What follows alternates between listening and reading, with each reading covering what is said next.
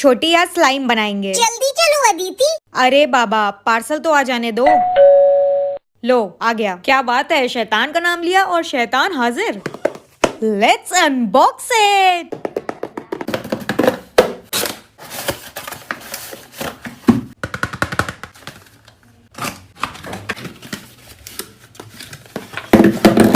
तो हमें मिले 4 डिफरेंट कलर के ग्लूज और एक एक्टिवेटर। तो सबसे पहले रेड कलर का मैं ग्लू ले रही हूँ और उसके 7 स्पून डालूंगी, फिर एक्टिवेटर का 2 स्पून और फिर चक्की पीसिंग एंड पीसिंग। और इतने सिंपल स्टेप से हमारा स्लाइम तो रेडी हो गया है, बट इसको फंकी भी तो बनाना है ना। तो कुछ शेकर, सीक्वेंस, ग्लिटर्स जो मिला सब भर भर के डाल दो और फिर स्टफ्ड परांठे की तरह इसको पैक कर दो एंड टडा, इट्स रेडी। तो ऐसे ही मैंने चारों कलर के बना लिए हैं, पिंक, ब्लू, व्हाइट, येलो। जल्दी से अपना फेवरेट कमेंट में बता दो। This is so satisfying.